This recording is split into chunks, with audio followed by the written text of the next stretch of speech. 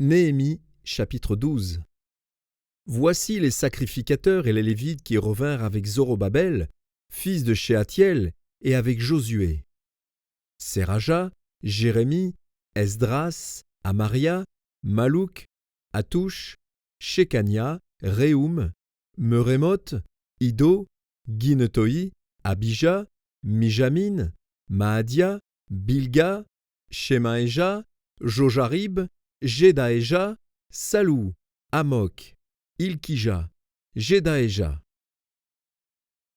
Ce furent là les chefs du sacrificateur et de leurs frères au temps de Josué. Lévites, Josué, Binui, Kadmiel, Shérébia, Juda, Matania, qui dirigeaient avec ses frères le chant des louanges. Bakboukia et Ouni qui remplissaient leurs fonctions auprès de leurs frères. Josué engendra Jojakim. Jojakim engendra Eliashib. Eliashib engendra Jojada. Jojada engendra Jonathan, et Jonathan engendra Jadoua. Voici, au temps de Jojakim, quels étaient les sacrificateurs, chefs de famille. Pour Seraja, Meraja. Pour Jérémie, Hanania. Pour Esdras, Meshulam. Pour Amaria, Joshanan. Pour Melouki, Jonathan. Pour Shebania, Joseph. Pour Chachim, Adna. Pour Merajot, Elkaï. Pour Iddo, Zacharie. Pour Gineton, Meshulam. Pour Abija, Zikri. Pour Minjamin et Moadia, Piltaï. Pour Bilga, Shamoua. Pour Shemaéja, Jonathan. Pour Jojarib, Matnaï.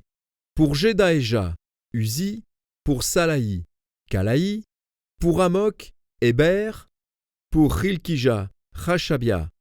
Pour Jedaéja, Nethanéel. Au temps d'Eliashib, de Jojada, de Joshanan et de Jadua, les Lévites chefs de famille et les sacrificateurs furent inscrits sous le règne de Darius, le Perse. Les fils de Lévi, chefs de famille, furent inscrits dans le livre des Chroniques jusqu'au temps de Joshanan, fils d'Eliashib. Les chefs des Lévites, Chashabia, Shérébia et Josué, fils de Kadmiel, et leurs frères avec eux, les uns vis-à-vis des autres, étaient chargés de célébrer et de louer l'Éternel, selon l'ordre de David, homme de Dieu.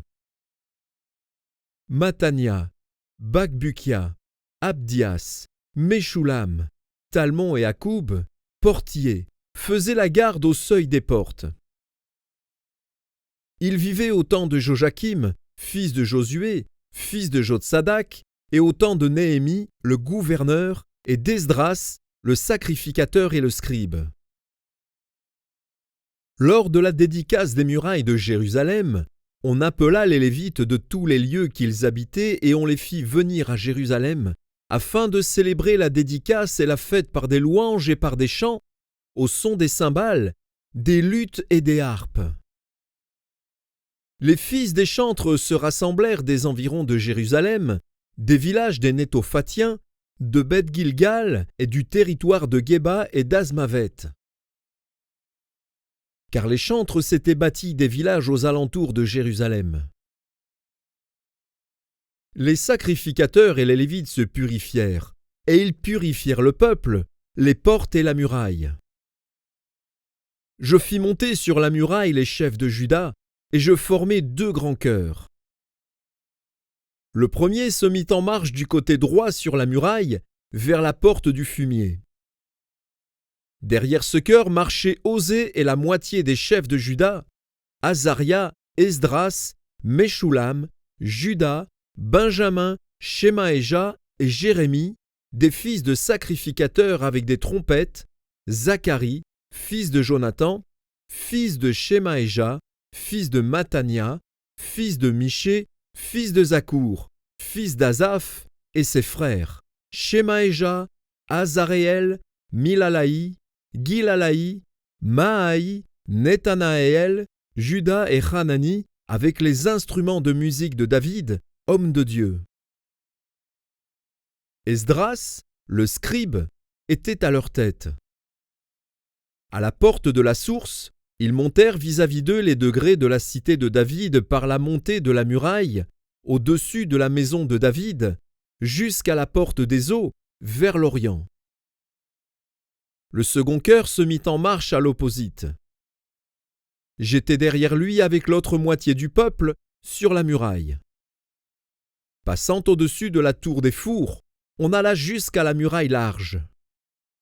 Puis au-dessus de la porte d'Éphraïm, de la vieille porte, de la porte des poissons, de la tour de Hananéel et de la tour de Méa, jusqu'à la porte des brebis. Et l'on s'arrêta à la porte de la prison.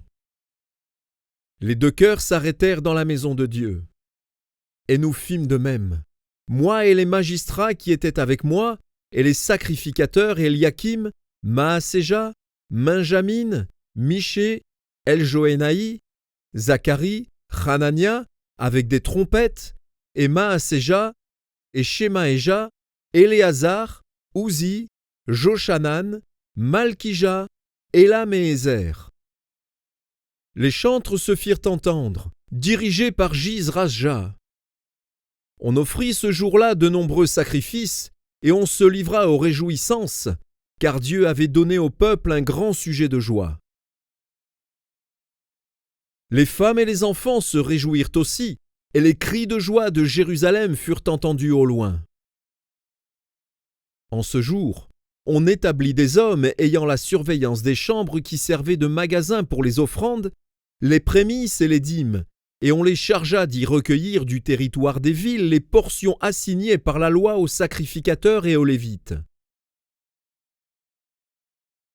Car Juda se réjouissait de ce que les sacrificateurs et les Lévites étaient à leur poste, observant tout ce qui concernait le service de Dieu et des purifications.